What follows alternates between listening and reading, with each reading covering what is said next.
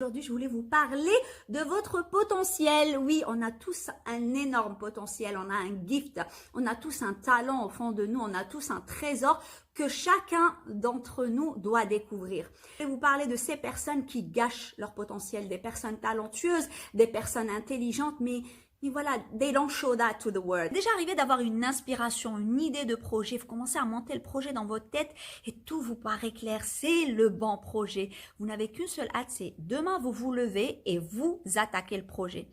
Mais malheureusement, plus vous laissez les jours passer, plus l'excitation descend, on commence à avoir des doutes, on commence à avoir peur, on commence à se remettre en question. Ce qui est bien, mais il faudrait pas que la remise en question, genre, vous paralyse. Comme on dit, trop d'analyse nous paralyse. On a tendance parfois à penser que parce qu'on a peur, parce qu'on a des doutes, c'est que peut-être l'idée qu'on a n'est pas assez bonne, n'est pas assez bien. Et souvent, on croit que les gens qui ont réussi, c'est des gens qui n'ont pas peur. C'est des gens qui n'ont jamais eu de doute par rapport à leur projet, ce qui est complètement faux. Je vous le dis now. Si vous avez un projet, ce projet ne vous fait pas peur, c'est qu'il n'est pas assez grand pour vous. Ça veut dire que vous êtes capable de faire beaucoup plus.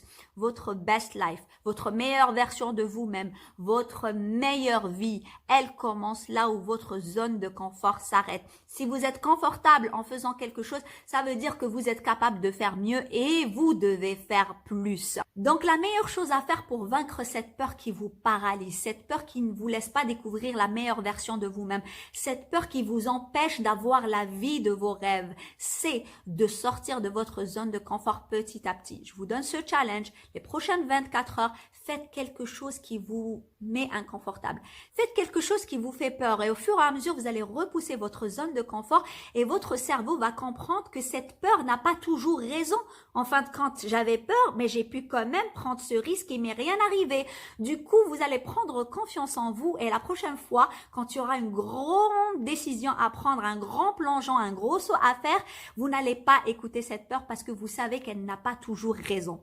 C'était avec une boule au ventre, beaucoup d'appréhension qu'on a décidément, Marie et moi, de quitter deux prestigieux corporate jobs où on était super confortable, on avait de gros salaires et on a choisi de nous mettre dans la difficulté à se lancer dans un business, mais où en plus aux États-Unis.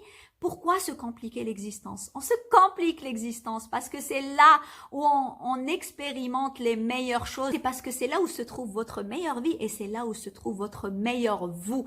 C'est en passant des difficultés, c'est en vous poussant plus loin que votre zone de confort que vous allez découvrir votre meilleure version de vous-même. Et rappelez-vous que les plus belles choses arrivent avec une difficulté. Les plus belles choses se trouvent après votre zone de confort. Si vous voulez vivre le grand amour et trouver l'âme sœur, vous êtes obligé de passer par des difficultés. Vous êtes obligé de dépasser cette peur d'avoir le cœur brisé. Et vous aurez le cœur brisé. Vous êtes obligé de recommencer, de croire encore en l'amour. Sinon, vous savez quoi? Le premier venu, où vous êtes confortable, où tout va bien, tout marche bien, restez avec lui. Mais il n'y aura pas le grand amour. Donc, il faut faire un choix. C'est soit avoir une vie confortable, normale, moyenne, ou sinon, il faut se surpasser pour avoir la belle vie, la meilleure version de votre vie.